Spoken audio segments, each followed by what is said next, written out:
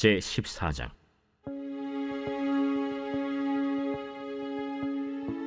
스루야의 아들 요압이 왕의 마음이 압살롬에게로 향하는 줄 알고 드고아의 사람을 보내 거기서 지혜로운 여인 하나를 데려다가 그에게 이르되, 청하건대 너는 상주가 된 것처럼 상복을 입고 기름을 바르지 말고 죽은 사람을 위하여 오래 슬퍼하는 여인같이 하고 왕께 들어가서 그에게 이러이러하게 말하라 하고 요압이 그의 입에 할 말을 넣어주니라. 드고아 여인이 왕께 아를 때 얼굴을 땅에 대고 엎드려 이르되, 왕이여 도우소서. 무슨 일이냐? 나는 진정으로 과부니이다. 남편은 죽고 이 여종에게 아들 둘이 있더니 그들이 들에서 싸우나 그들을 말리는 사람이 아무도 없으므로 한 아이가 다른 아이를 쳐 죽인지라 온 족속이 일어나서 당신의 여종 나를 핍박하여 말하기를 그의 동생을 쳐 죽인 자를 내놓으라. 우리가 그의 동생 죽인 죄를 갚아 그를 죽여 상속자들 것까지 끊겠노라 하오니, 그러한즉 그들이 내게 남아있는 숫불을 꺼서 내 남편의 이름과 씨를 세상에 남겨두지 아니하겠나이다. 내 집으로 가라. 내가 너를 위하여 명령을 내리리라. 내 주 왕이여, 그 죄는 나와 내 아버지의 집으로 돌릴 것이니 왕과 왕위는 허물이 없으리이다. 누구든지 내게 말하는 자를 내게로 데려오라. 그가 다시는 너를 건드리지도 못하리라. 청하건대 왕은 왕의 하나님 여호와를 기억하사 원수 갚는 자가 더 죽이지 못하게 하옵소서. 내 아들을 죽일까 두렵나이다. 여호와께서 살아계심을 두고 맹세하노니 내 아들의 머리카락 하나도 땅에 떨어지지 아니하리라. 청하건대 당신의 여종을 용납하여 한 말씀을 내 주 왕께 여쭙게 하옵소서. 말하라. 그러면 어찌하여 왕께서 하나님의 백성에게 대하여 이 같은 생각을 하셨나이까? 이 말씀을 하심으로 왕께서 죄 있는 사람같이 되심은 그 내쫓긴 자를 왕께서 집으로 돌아오게 하지 아니하심이니이다. 우리는 필경 죽으리니 땅에 쏟아진 물을 다시 담지 못함 같을 것이오나 하나님은 생명을 빼앗지 아니하시고 방책을 베푸사 내쫓긴 자가 하나님께 버린 자가 되지 아니하게 하시나이다. 이제 내가 와서 내 주 왕께 이 말씀을 여쭙는 것은 백성들이 나를 두렵게 하므로 당신의 여종이 스스로 말하기를 내가 왕께 여쭈오면 혹시 종이 청하는 것을 왕께서 시행하실 것이라 왕께서 들으시고 나와 내 아들을 함께 하나님의 기업에서 끊을 자의 손으로부터 주의 종을 구원하시리라 함이니이다. 당신의 여종이 또 스스로 말하기를 내 주 왕의 말씀이 나의 위로가 되기를 원한다 하였사오니 이는 내 주 왕께서 하나님의 사자같이 선과 악을 분간하심이니이다. 원하건대 왕의 하나님 여호와께서 왕과 같이 계시옵소서. 바라노니 내가 내게 묻는 것을 내게 숨기지 말라. 내 주 왕은 말씀하옵소서. 이 모든 일에 요압이 너와 함께 하였느냐? 내 주 왕의 살아계심을 두고 맹세하옵나니 내 주 왕의 말씀을 좌로나 우로나 옮길 자가 없으리이다. 왕의 종 요압이 내게 명령하였고 그가 이 모든 말을 왕의 여종의 입에 넣어주었사오니 이는 왕의 종 요압이 이 일의 형편을 바꾸려 하여 이렇게 함이니이다. 내 주 왕의 지혜는 하나님의 사자의 지혜와 같아서 땅에 있는 일을 다 아시나이다. 왕이 요압에게 이르되, 내가 이 일을 허락하였으니 가서 청년 압살롬을 데려오라 하니라.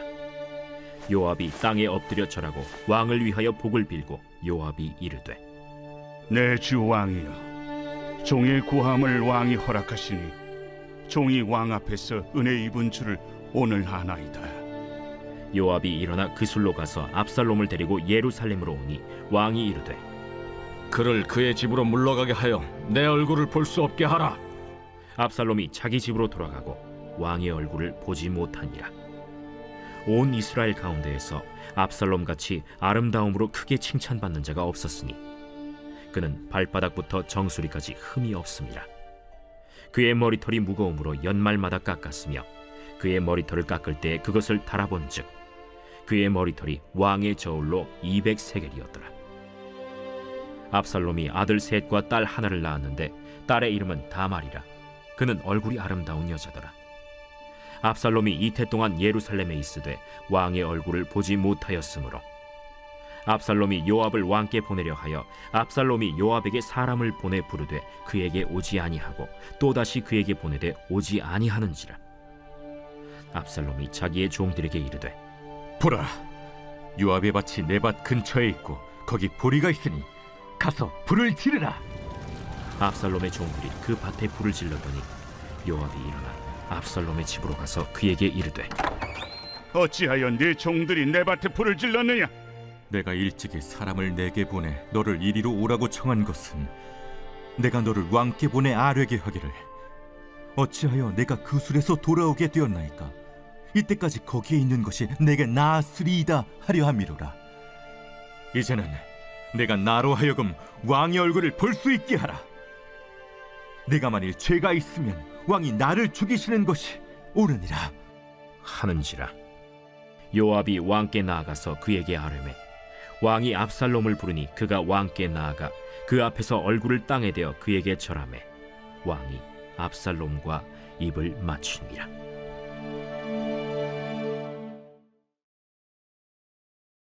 제 15장.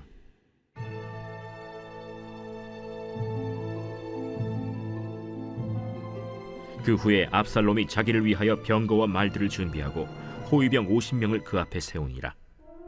압살롬이 일찍이 일어나 성문 길 곁에 서서 어떤 사람이든지 송사가 있어 왕에게 재판을 청하러 올 때에 그 사람을 불러 이르되 너는 어느 성읍 사람이냐?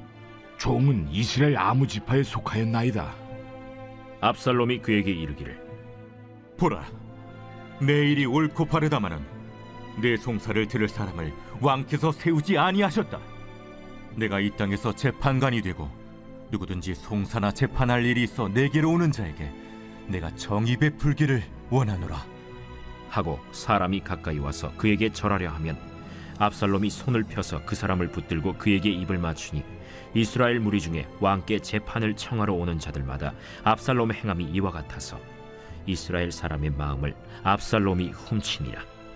4년 만에 압살롬이 왕께 아뢰되 내가 여호와께 소원한 것이 있사오니 청하건대 내가 헤브론에 가서 그 소원을 이루게 하소서.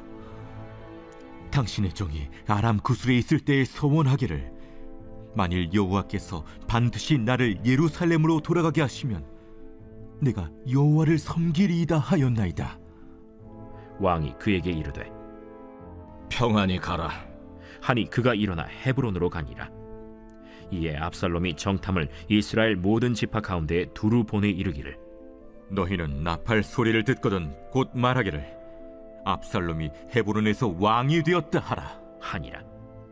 그때 청함을 받은 200명이 압살롬과 함께 예루살렘에서부터 헤브론으로 내려갔으니 그들은 압살롬이 꾸민 그 모든 일을 알지 못하고 그저 따라가기만 한 사람들이라. 제사 드릴 때에 압살롬이 사람을 보내 다윗의 모사 길로 사람 아히도벨을 그의 성읍 길로에서 청하여 온지라. 반역하는 일이 커가매 압살롬에게로 돌아오는 백성이 많아지니라. 전령이 다윗에게 와서 말하되 이스라엘의 인심이 다 압살롬에게로 돌아갔나이다. 다윗이 예루살렘에 함께 있는 그의 모든 신하들에게 이르되 일어나 도망하자. 그렇지 아니하면 우리 중 한 사람도 압살롬에게서 피하지 못하리라. 빨리 가자. 두렵건대 그가 우리를 급히 따라와 우리를 해하고 칼날로 성읍을 칠까 하노라. 우리 주 왕께서 하고자 하시는 대로 우리가 행하리이다.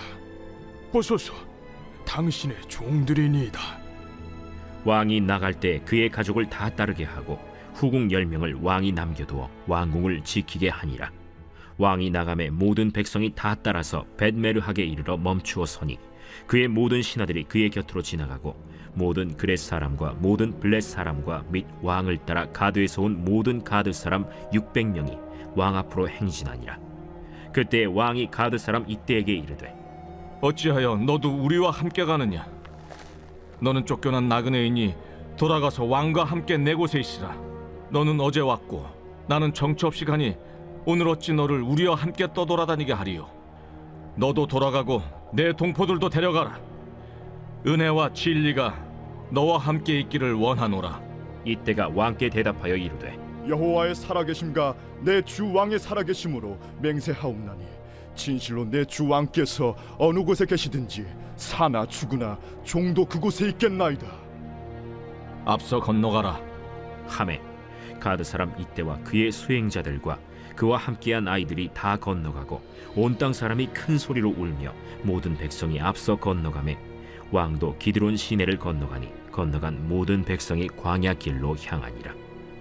보라, 사독과 그와 함께한 모든 레위 사람도 하나님의 언약궤를 메어다가 하나님의 궤를 내려놓고 아비아달도 올라와서 모든 백성이 성에서 나오기를 기다리도다. 왕이 사독에게 이르되 보라, 하나님의 궤를 성읍으로 도로 메어 가라. 만일 내가 여호와 앞에서 은혜를 입으면 도로 나를 인도하사 내게 그 궤와 그 계신대를 보이시리라. 그러나 그가 이와 같이 말씀하시기를 내가 너를 기뻐하지 아니한다 하시면 종이 여기 있사오니 선히 여기시는 대로 내게 행하시옵소서 하리라. 내가 선견자가 아니냐? 너는 너희의 두 아들 곧 내 아들 아히마아스와 아비아달의 아들 요나단을 데리고 평안히 성읍으로 돌아가라. 너희에게서 내게 알리는 소식이 올 때까지 내가 광야 나루토에서 기다리리라.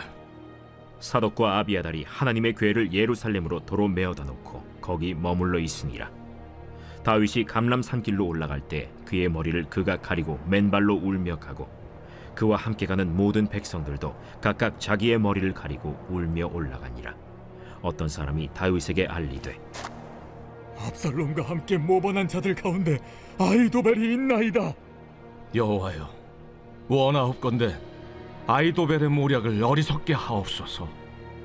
다윗이 하나님을 경배하는 마루턱에 이를 때 아렉 사람 후세가 옷을 찢고 흙을 머리에 덮어쓰고 다윗을 맞으러 온지라. 다윗이 그에게 이르되 내가 만일 나와 함께 나아가면 내게 누를 끼치리라. 그러나 내가 만일 성읍으로 돌아가서 압살롬에게 말하기를 왕이여, 내가 왕의 종이니이다. 전에는 내가 왕의 아버지의 종이었더니 이제는 내가 왕의 종이니이다 하면 내가 나를 위하여 아히도벨의 모략을 패하게 하리라. 사독과 아비아달 두 제사장이 너와 함께 거기 있지 아니하냐? 내가 왕의 궁중에서 무엇을 듣든지 사독과 아비아달 두 제사장에게 알리라.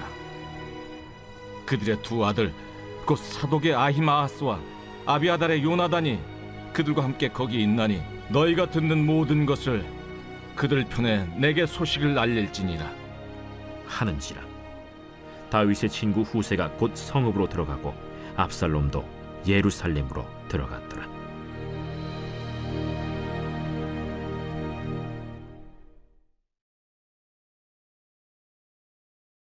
제 112편.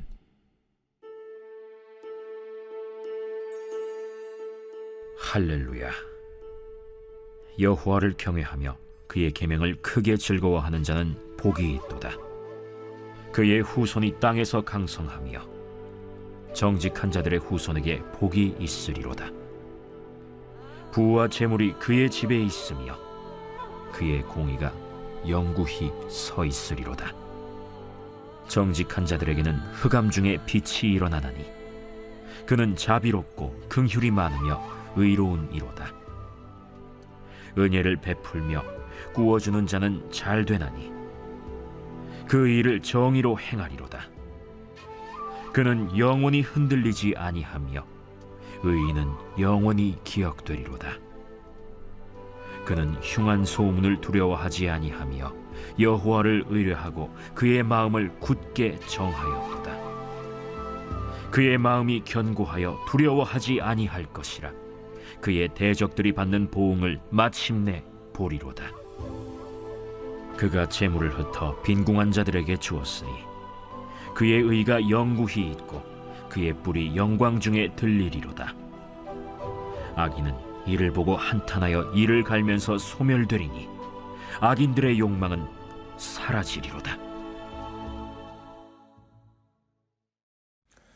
오늘 우리는 이 아침에 사무엘하 14장 15장 말씀을 묵상해 보았습니다. 오늘 저와 함께 15장 말씀을 조금 더 깊이 묵상해 보기 원하는데요. 오늘 15장 말씀을 보면 다윗 인생에서 가장 마음이 아픈 장면이 기록되어져 있습니다. 아들의 아버지를 배신합니다. 그것도 단순한 반항이 아니라 왕권 찬탈이었습니다.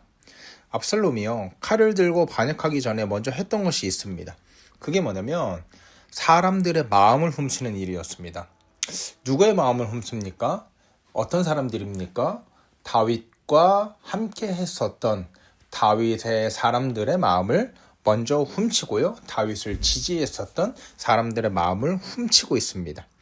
그렇기 때문에 오늘 본문은 단순히 정치 반란 이야기를 넘어서 마음을 빼앗기는 이야기, 그 가운데 다윗이 어떻게 그 마음을 지키고 하나님께 마음을 붙드는가, 그 이야기로 우리가 정리해 볼 수 있을 것 같습니다. 첫 번째는 죄는 사람의 마음을 훔치는 방식으로 시작된다는 것을 오늘 본문이 우리에게 설명하고 있습니다. 압살롬이요, 매우 치밀하게 행동을 합니다. 그러니까 말과 병거와 호위병 50명을 세우고요, 또 성문 앞에서 사람들을 맞이합니다.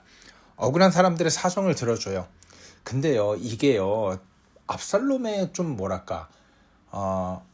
성품이라기보다 사람들의 마음을 다윗 왕에게서 빼앗아서 자기를 지지하게 만드는 일종의 정치적인 쇼입니다. 뭘 보면 알 수 있냐면 이 압살롬이 왕을 은근히 깎아내립니다. 그리고 결정적인 행동을 하는데요.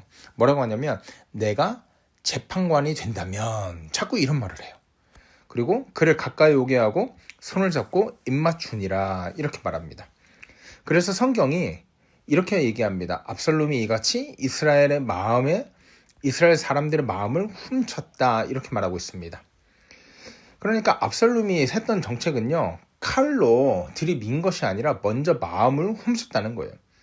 여러분, 죄가요, 언제나 이렇게 시작합니다. 갑자기 우리를 공격하지 않습니다. 갑자기 무너뜨리지 않습니다. 갑자기 타락시키지 않습니다. 조금씩 마음을 빼앗아 간다는 것이 정말 이게 무서운 거예요. 우리의 삶이요, 이와 같습니다. 하나님보다 다른 것이 더 좋아지기 시작할 때, 말씀보다 세상의 말이 더 설득력 있게 들릴 때, 교회보다 내 감정이 더 중요할 때, 이미 마음은 조금씩 하나님으로부터 멀어지고 있다는 것을 우리는 반드시 기억해야 됩니다. 그러니까 압살롬이 사람들의 마음을 빼앗아 간 걸 통해서 죄가 우리의 마음을 하나님으로부터 어떻게 멀어지게 하는가를 살펴볼 수 있는 것입니다. 그런가 하면 오늘 본문을 통해서 죄는 결국 하나님이 아닌 것을 붙들게 만든다는 것을 우리가 살펴볼 수 있습니다. 7절에서 12절에 보면 압살롬이 4년 동안 준비한 후에 결정적인 행동을 함을 우리가 살펴볼 수 있습니다. 헤브론에 내려갔고 서원하러 간다고 거짓말을 했고 사람들을 초청했고 그리고 반역을 선언합니다. 근데 여기서 굉장히 중요한 인물이 한 명 등장합니다. 아히도벨이라는 사람이에요. 근데 아히도벨은 어떤 사람이냐면 원래가 다윗의 책략가예요. 그러니까 책략가도 이런 책략가가 없을 정도로 굉장히 뛰어나고 빼어난 책략가입니다. 계산이 굉장히 빠르고요, 이 속에 굉장히 빠른 사람이었습니다. 그러니까 다윗에게 붙어가지고 그렇게 계산이 빠르고 최고의 책략가였던 사람이 이제 이 전쟁의 어떤 흐름이 압살롬에게 좀 더 유리한 것 같고 압살롬이 좀 더 이렇게 클 것 같으니까 압살롬에게 언제 그랬냐는 듯이 딱 달라 붙어버린, 그러니까 어떻게 보면 다윗의 입장에서 반역자죠. 그런데 본문이 이렇게 말하는 거예요. 백성의 마음이 압살롬에게 돌아갔다는 거예요. 그러니까 단순히 사람이 이동한 것이 아니라 충성의 대상이 바뀌어 버렸다는 거예요. 아히도벨도요, 다윗에게 충성하던 사람이었는데 지금 압살롬에게 충성하게 되었다는 거죠. 여러분, 이것을 보면 죄의 본질을 우리가 살펴볼 수 있습니다. 죄가요, 단순히 나쁜 행동을 하는 게 아니에요. 하나님 대신에 다른 것을 의지하는 거예요. 아히도벨처럼요, 다윗을 바라보고 다윗에게 충성했던 사람이 압살롬에게 붙어버린 것처럼 이 죄가요, 하나님께만 충성하고 하나님만 바라보았던 사람이 다른 것에 눈을 돌리는 게 이게 죄라고요. 인정에 눈을 돌리고 사람들의 인기와 사람들의 성공과 감정과 관계와 이런 모든 것들, 하나님이 아닌 다른 것들을 붙드는 모든 시도가 죄라고 할 수 있어요. 여러분, 우리도 마찬가지입니다. 우리라고 안심할 수 없습니다. 우리가요, 겉으로는 신앙을 말하고 겉으로는 하나님을 얘기하면서 이 실제 우리가 어디를 향하고 있는지를 보면, 실제 우리가 무엇을 붙들고 있는지를 보면 우리가 무엇을 의지하는지를 알 수 있다는 것이에요. 하나님보다 돈이 더 안전하다고 느껴질 때, 하나님보다 사람이 더 중요하다고 느껴질 때, 하나님보다 내 계획이 더 확실하다고 안정적이라고 느껴질 때, 그 순간 우리는 아히도벨의 길을 걷고 있다는 것을 여러분 반드시 기억해야 됩니다. 우매한 백성들의 길을 걷고 있다고 우리는 반드시 기억해야 합니다. 그렇기 때문에 세상의 목소리가 더욱더 커지면 커질수록 우리는 하나님 말씀에 더욱더 집중해야 할 줄 믿습니다. 세상의 소리가 더욱더 커질수록 그 소리를 따라서 살아가는 것이 아니라 유일한 말씀이신, 유일한 진리이신 우리 구주 예수 그리스도 앞으로 더욱더 부단히 나아가는 복되고 귀한 성도 되기를 주의 이름으로 소원합니다. 그런가 하면 마지막 세 번째로, 하나님의 사람은 무너지는 상황 속에서도 하나님을 의지한다는 것을 우리가 살펴볼 수 있습니다. 이 압살롬의 반역, 그리고 아히도벨과 백성들의 어떻게 보면 반역이죠. 이 반역에 다윗이 어떤 결정을 하나 보십시오. 도망갑니다. 굉장히 비참합니다. 근데 이거를 그냥 피상적으로 볼 때, 야, 맞서 싸우는 것이 아니라 어떻게 저렇게 비겁하게 도망갈 수 있지? 라고 생각할 수 있는데, 이거는 비겁함이 아닙니다. 왜냐면 다윗이 지금 도망가는 것은요, 피를 흘리지 않기 위한 선택이에요. 사독이 언약궤를 가지고 나옵니다. 근데 다윗이 뭐라고 해요? 하나님의 궤를 성으로 도로 메어가라. 이게 굉장히 놀라운 고백이거든요. 그리고 하나님이 나를 기뻐하시면 다시 돌아오게 하실 것이다. 그러니까 무슨 말이냐면, 예전에 이 법궤를 가지고 정치적으로 이용하고 군사적으로 이용했다가 정말 큰 낭패를 본 적이 있지 않습니까? 다시는 그런 과오를 범하지 않겠다는 거예요. 다시는 하나님을 이용하거나 하나님을 조종하지 않겠다는 거예요. 반대로 어떻게 합니까? 하나님께 자신을 맡겨드립니다. 그 결과 감람산을 올라가는데요, 머리를 가리고 맨발로 통곡하면서 울며 올라갑니다. 이게 단순하게 실패한 사람의 모습이 아닙니다. 회개와 하나님을 의지하는 인생의 모습이 이렇게 기록되어져 있는 것입니다. 그리고 또한 아히도벨이 배신했다는 소식을 듣고 다윗이 이렇게 기도합니다. 여호와여, 아히도벨의 모략을 어리석게 하여 주시옵소서.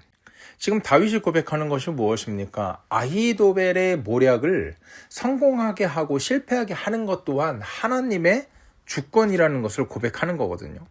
그러니까 다윗은 인생이 무너질 때 사람을 붙들지 않고 하나님을 붙들었다는 거예요. 다윗이 왕위를 붙들지 않았습니다. 권력을 붙들지 않았습니다. 똑같이 전쟁하면서 똑같이 피로 승부하지 않았습니다. 대신 하나님을 붙들었습니다. 왜 그렇습니까?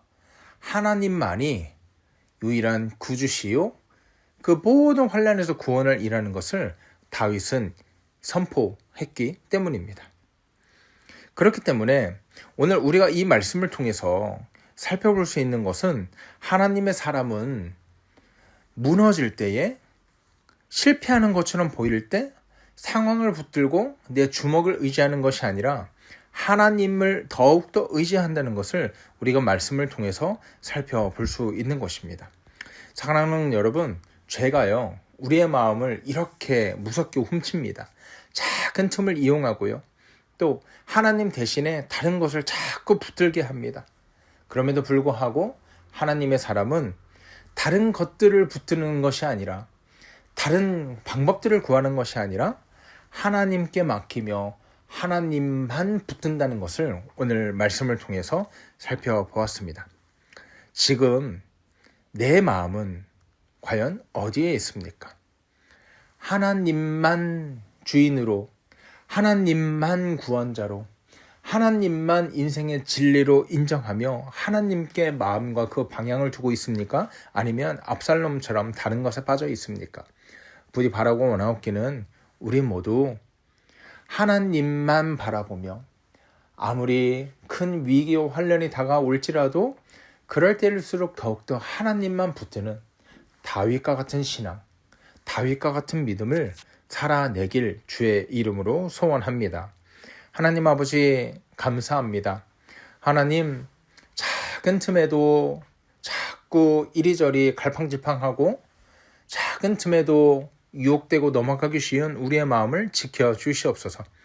세상이 우리의 마음을 훔쳐가지 않도록 인도하여 주시고 하나님보다 더 사랑하는 것이 생기지 않도록 인도하여 주시옵소서. 하나님 무너지는 순간에 사람을 붙들고 사람을 의지하는 것이 아니라 하나님만 붙드는 믿음과 용기를 허락하여 주시옵소서. 다윗처럼 하나님께 맡기며 살아가는 참된 믿음의 용사 되기 원하오니 주여 함께하여 주시옵소서. 감사하며 거룩하신 우리 주 예수 그리스도 이름으로 기도하옵나이다. 아멘. 여러분 이 시간 기도하실 때 우리 이렇게 기도했으면 좋겠습니다. 이 말씀을 두고 기도할 때 하나님 오늘 하루 또 남은 한 주 살아갈 때 세상의 목소리를 따라 살아가는 것이 아니라 하나님만 붙들고 살아갈 수 있도록 인도하여 주시옵소서. 이렇게 기도하며 나아갔으면 좋겠습니다. 또한 우리 환우를 위해서 기도할 때 우리 이렇게 기도했으면 좋겠습니다. 하나님 다른 무엇이 아니라 오직 하나님의 자비하심 구할 수 있도록 인도하여 주시옵소서. 또한 이 환우들과 가족들과 또 치료하는 의사의 손길을 붙들어 주시사 살게 하시고 또 낫게 하시는 분이 하나님이라는 것을 이들이 알도록 하시고 또 믿음으로 받아들일 수 있도록 인도하여 주시옵소서. 그래서 하나님께 더 의지하는 복된 가정 되기 원하오니 주여 함께하여 주시옵소서. 이렇게 기도했으면 좋겠습니다. 또 여러 가지 기도 제목 가지고 기도하시다가 오늘 하루 힘차게 살아가는 저와 여러분 되기를 주의 이름으로 소원합니다. 함께 기도하겠습니다.